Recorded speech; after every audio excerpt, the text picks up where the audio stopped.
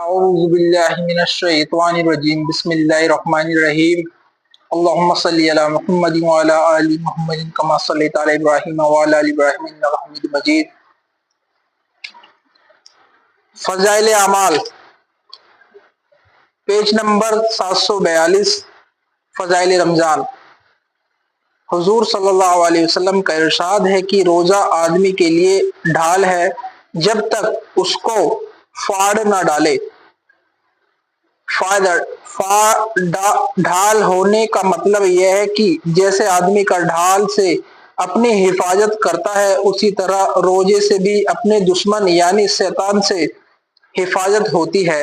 ایک روایت میں آیا ہے کہ روزہ حفاظت ہے اللہ کے عذاب سے، دوسری روایت میں ہے کہ روزہ جہنم سے حفاظت ہے۔ ایک روایت میں وارد ہوا ہے کہ کسی نے عرض کیا یا رسول اللہ روزہ کس چیز سے پھٹ جاتا ہے؟ حضور صلی اللہ علیہ وسلم نے ارشاد فرمایا کہ جھوٹ اور غیبت سے۔ ان دونوں روایتوں میں اور اسی طرح اور بھی متعدد روایت میں روزے میں اس قسم کے امور سے بچنے کی تاکید آئی ہے اور روزے کے کاٹنے کے لیے مشغلہ اس کو قرار دیا جاتا ہے کہ واہی تباہی میری تیری باتیں شروع کر دو جائے۔ بعض علماء کے نزدیک جھوٹ اور غیبت سے روزہ ٹوٹ جاتا ہے۔ یہ دونوں چیزیں ان حضرات کے نزدیک ایسی ہیں جیسے کہ کھانا پینا وغیرہ، سب روزہ توڑنے والی اشیاء ہے۔ جمہور کے نزدیک اگرچہ روزہ ٹوٹتا نہیں مگر روزے کے برکات جاتے رہنے سے تو کسی کو بھی انکار نہیں۔ مشائخ نے روزے کے آداب میں 6 امور تحریر فرمائے ہیں کہ روزے دار کو ان کا اہتمام ضروری ہے۔ اول، نگاہ کی حفاظت کی کسی بے محل جگہ پر نہ پڑے، حتیٰ کہ کہتے ہیں کہ بیوی پر بھی شہوت کی نگاہ نہ پڑے۔ پھر اجنبی کا کیا ذکر ہو، اسی طرح کسی لہو و لعب وغیرہ ناجائز جگہ نہ پڑے۔ نبی کریم صلی اللہ علیہ وسلم کا ارشاد ہے کہ نگاہ ابلیس کے تیروں میں سے ایک تیر ہے۔ جو شخص اس سے اللہ کے خوف کی وجہ سے بچ رہے حق تعالی شانہ اس کو ایسا نور ایمانی نصیب فرماتے ہیں جس کی حلاوت اور لذت قلب میں محسوس رہتا ہے۔ صوفیہ نے بے حمل کی تفسیر یہ کی ہے کہ ہر ایسی چیز کا دیکھنا اس میں داخل ہے جو دل کو حق تعالی جل شانہ سے ہٹا کر کسی دوسری طرف متوجہ کر دے۔ دوسری چیز زبان کی حفاظت ہے۔ جھوٹ، چغل خوری، لغو، بکواس، غیبت، بدگوئی، بد کلامی، جھگڑا وغیرہ سب چیزیں اس میں داخل ہے۔ بخاری شریف کی روایت میں ہے کہ روزہ آدمی کے لیے ڈھال ہے، اس لیے روزے دار کو چاہیے کہ عذاب سے کوئی فحش بات یا جہالت کی بات مثلاً تمسخر، ہنسی مذاق، جھگڑا وغیرہ نہ کرے۔ اگر کوئی دوسرا جھگڑنے لگے تو کہہ دے کہ میرا روزہ ہے، یعنی دوسرے کے ابتدا کرنے پر بھی اس سے نہ الجھے۔ اگر وہ سمجھنے والا ہو تو اس سے کہہ دے کہ میرا روزہ ہے، اور اگر وہ بیوقوف ناسمجھ ہو تو اپنے دل کو سمجھاوے کہ تیرا روزہ ہے۔ تجھے ایسی لغویات کا جواب مناسب نہیں۔ بالخصوص غیبت اور جھوٹ سے تو بہت ہی اعراض ضروری ہے کہ بعض علماء کے نزدیک اس سے روزہ ٹوٹ جاتا ہے، جیسا کہ پہلے گزر چکا ہے۔ نبی کریم صلی اللہ علیہ وسلم کے زمانے میں 2 عورتوں نے روزہ رکھا۔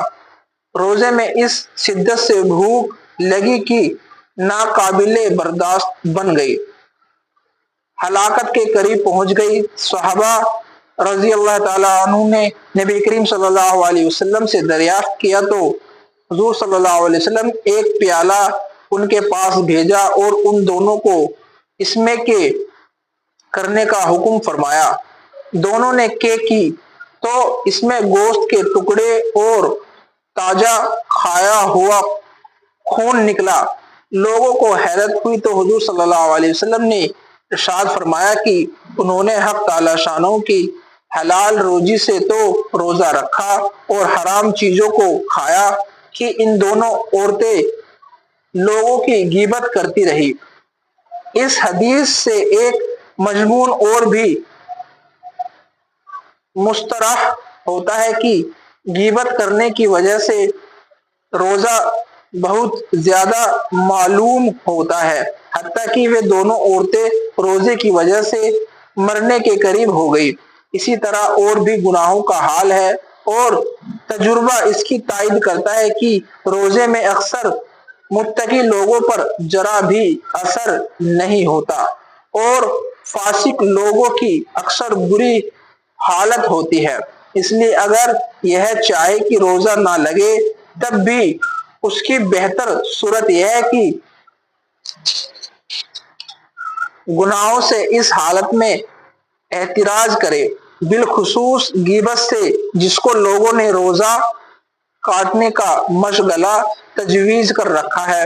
حق تعالی شانہ نے اپنے کلام پاک میں غیبت کو اپنی بھلائی کے مردار گوشت سے تعبیر فرمایا ہے، اور احادیث میں بھی باکثرت اس قسم کے واقعات ارشاد فرمائے گئے ہیں، جس نے صاف معلوم ہوتا ہے کہ جس شخص کی غیبت کی گئی اس کا حقیقتاً گوشت کھایا گیا ہے۔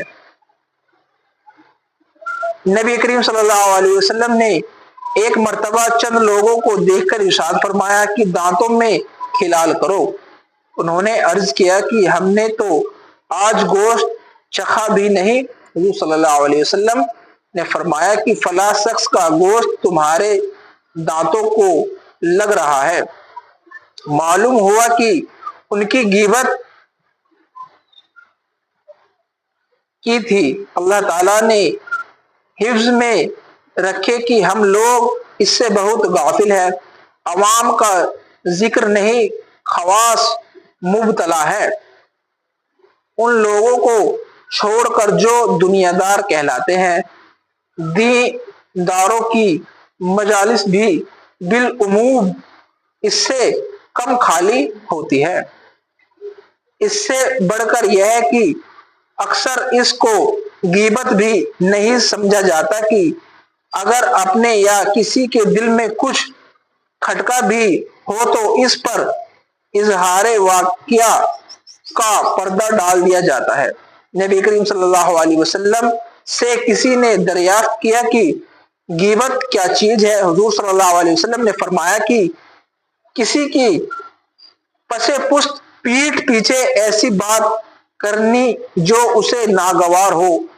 سائل نے پوچھا کہ اگر اس میں واقعتاً وہ بات موجود ہو جو کہی گئی؟ حضور صلی اللہ علیہ وسلم نے فرمایا جب ہی تو غیبت ہے، اگر واقعتاً موجود نہ ہو تب تو بہتان ہے۔ ایک مرتبہ نبی کریم صلی اللہ علیہ وسلم کا دو قبروں پر گزر ہوا تو حضور صلی اللہ علیہ وسلم نے ارشاد فرمایا ان دونوں کو عذاب قبر ہو رہا ہے۔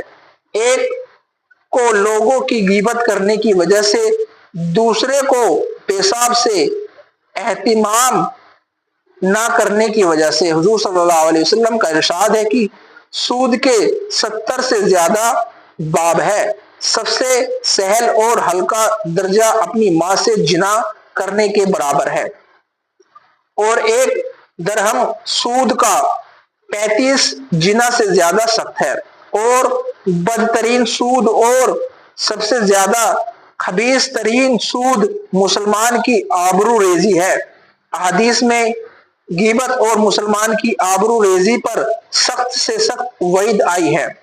میرا دل چاہتا ہے کہ ان میں سے کچھ دوا بڑی تعداد میں روایت جمع کروں، اس لیے کہ ہماری مجلسیں اس سے بہت ہی زیادہ پور رہتی ہیں، مگر مضمون دوسرا ہے، اس لیے اسی قدر پر اتفاق کرتا ہوں۔ اللہ تعالیٰ ہم لوگوں کو اس بلا سے محفوظ فرمائے اور بزرگوں اور دوستوں کی دعاؤں میں سہکار کو بھی محفوظ فرماوے کہ باطنی امراض میں کثرت سے مبتلا ہوں۔